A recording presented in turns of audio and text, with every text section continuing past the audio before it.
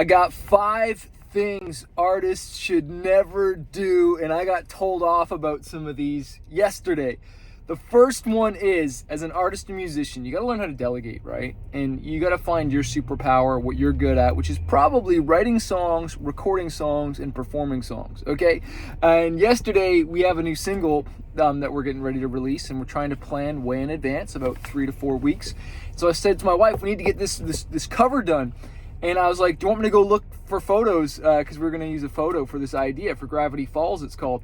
And she's like, no, that's not your job. Like, don't waste your time with that. I will find the photo. You know what I mean? She's like, you're not a designer. And so that's the first one I want to say is stop trying to be a graphic designer. You should not be designing your own single covers. You should not be designing your own album covers, EP covers, whatever. Stop trying to be a designer unless you went to school for designer and you're like incredible at it. Like, I mean incredible, okay? You should not be doing that. Your time is much better spent hiring it out. And honestly, I look at some of these covers that friends used to do growing up, and like even artists that I coach right now, I see some of the covers, I'm like, who did your cover? They're like, oh, well, I did it. And it's like, yeah, I can tell. It looks like garbage. And I always say to artists, man, people don't hear you first. They see you first. And your first impression is your artwork. And if it looks like garbage, it's not going to be good. They're not going to want to go further, especially when building your career.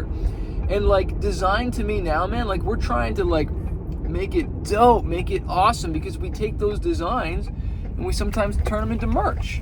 You know, even the singles, we turn them into merch and stuff like that so that we can build upon the brand and make it look dope. And like, you want to be known. Like, you think about the artists that you look up to and their brands and why you like them. And because like everything, the music, the messaging, the imaging all gives you a feeling. Well, you want to take the time to think that out. Now, you can definitely brainstorm stuff with your designer and come up with ideas, but let them execute it. All right, let them execute. Like, I was actually amazed at how fast my wife turned this design around. It just looked incredible, and I was like, dang, freaking killer. That's why I shouldn't be doing it, and you shouldn't be doing it. The second thing, and this is a big pet peeve of mine, is that I see artists who mix, or no, they produce, mix, and master the record, and they play on it. And they tell people like they're proud that they did all that, when really you should be delegating that out. You should not be producing your own record. You should be getting someone else to mix it. You should definitely be getting someone to master it. All right, the amount of time and whatnot, like you could be writing more songs. Like, I look at some of my friends I actually look up to that they're just bouncing in and out of rooms writing songs and letting other people finish them off, because they know they're getting more songs out there. They're going to be making more money, more passive income, more impact, because their superpower is in the songwriting. Now, unless you are a mix engineer and a real producer, sure, but you should still not be doing that for all your songs, especially if it's not a hit. If you ain't got a hit and like got millions of streams, like what are we talking about? Or you've done that for other people? And sure, if you want to develop that, that's fine, and become a producer and become a mixer. We need great producers all the time. Like we need that. Like, that's something I really look for as an artist, someone who can produce a song and take my idea and see the whole vision and make a hit. Like, that is an invaluable skill. So if that's so I'm obviously not talking to the producers. I'm talking about the artists. You're trying to be both. You're trying to juggle two, and you wonder why you're not really moving ahead, and you've got too much ego in it, and you won't hire it out because you want to say that you did it, and you want to like keep all this control, when really you're only able to get the record like 70% there, which is fine, but we know it's in that last 20-30% that really makes a hit song, right? I hope I'm preaching to you guys, and I hope you're hearing my heart on this. The third thing, and you can start doing this, but then eventually you need to delegate it, okay? And actually, a lot of successful artists, okay, I'm starting to get my hairs growing in again here. You can start doing this, but then you got to delegate, and that's booking shows, okay? I used to book my own shows for years, and that's why I was successful, because I learned the game. I had to feed my family, and so I learned how. I was my own booking agent for a while. But I quickly realized if I want to scale, if I really want to grow, all right, and we're talking about building a business here. If I really want to grow, I got to delegate that out. And when I did that, I was getting better shows, better paid shows, more shows because somebody else was handling it. I had more free time to work on my music and focus on what's important, and giving the 15, 20%, whatever it was, away to the booking agent, happily do that, because now I'm not getting 100% of a grape, okay, because that's not fun. I don't want 100% of a grape. I'm sharing 50% of a watermelon, all right? And I love that analogy, is that like, man, like I love to share the pie as long as the pie is bigger. Well, guess what?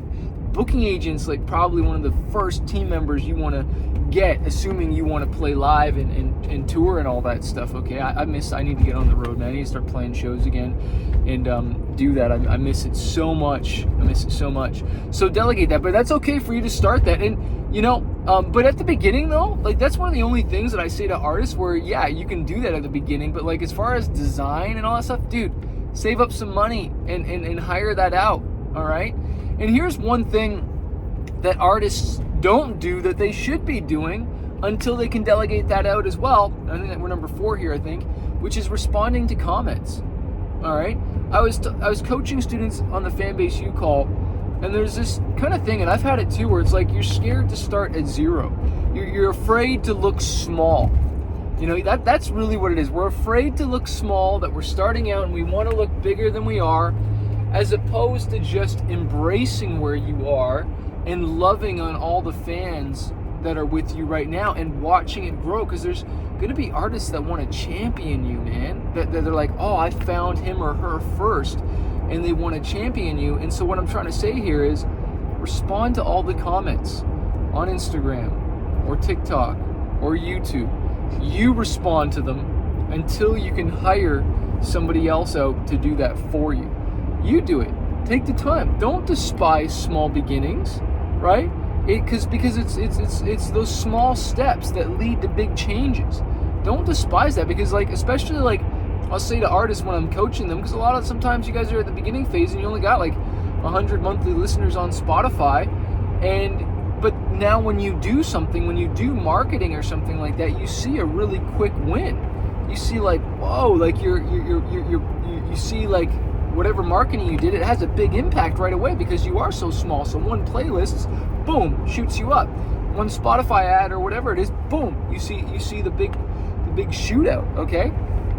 5th thing I want to share, and this might be a little advanced. I could share. I feel like I got so much I want to share with you guys, but this is one that held me back for a long time, and that's mailing out your own stuff.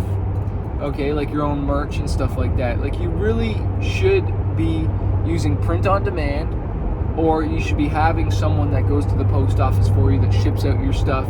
Have a company warehouse like disc.com, or someone who can warehouse your stuff and they ship out your stuff for you. That's why I love print on demand, so you don't have to carry inventory or any of that stuff. But like for my Kickstarter, I'm going to be signing everything. I'm going to ship it out. But normally, dude, I never ship stuff out. For years, I'd be on the road and I'd be stopping at the post office to ship merch out and all this stuff. And it was stressful. It wasn't allowing me to focus on the most important tasks. Because in the music industry, guys, there is a lot that you can do. There's just it's like an endless thing that there's always another song to write. There's always another show to play. There's always another TV film sync. There's always, there's more, right? Another feature, another whatever, right? But you got to find your most important tasks, your superpower that is really going to move you forward. And for me, I'm a songwriter. I'm a performer. Those are things I can only do. And sure, I'll write with other people all the time to like make stuff better. But like, you know, and I've even recorded songs that other people have written. But like, really, like I need to just do things that only I can do and think about, well, I can delegate that. Like one last thing I was sharing the other night is that like I shouldn't be posting on Instagram and stuff, or rarely. I should be getting somebody else to be a social media manager for me, because I've got 20 years of content that they can go back and figure out and post and schedule, so I can have a constant barrage of content just hammering. Even with Smart Music Business in this video, I've been releasing videos I think since 2015, and there's some great videos. So I need to hire somebody to edit all these videos and and schedule them and make new content, so I'm not constantly on this content train here. I love doing this and stuff like that, but like I could be getting somebody else. Like, I will not edit this video. I press play, record. I'm not going to edit it. I would upload it to Dropbox and have somebody edit it for me. But this is the same thing for you. Maybe you want to build a YouTube channel or something like that for your artist brand. Like, I have 2 channels. I have Smart Music Business and I have Manifest. And my best job is not editing a YouTube video, is not creating a thumbnail. I should never be using Canva. I do sometimes still, because I'm a dork and I need to just, delegate that, and I have before, and I need to do it again. And I do. My wife normally creates most of my thumbnails for stuff, but like sometimes for like a video I'll quickly whip it off. But dude, no, I should be sitting down once, block timing, getting all the content, and then putting it in a Dropbox. But that makes you have to think about, well, what's the system for somebody, and create a system and a process. And don't think you have to pay like hundreds and hundreds of dollars. Dude, you can hire a VA for like $5 an hour, $6 an hour, someone super talented to do this stuff for you. And then you're buying your time back. That's really what we're talking about here. That's really what this lesson is. We're talking about hiring out the tasks that you shouldn't be doing, okay, and buying back your time so you can do the most important tasks and really move your career over. I just handed you $1 million. And I talk about that in my book, From Red to Black, okay? A short journey from debt to liberty. It's really about the habits of the rich and how you build a business and build an empire by doing, only the things you can do and delegating so you can grow. You know what I'm saying?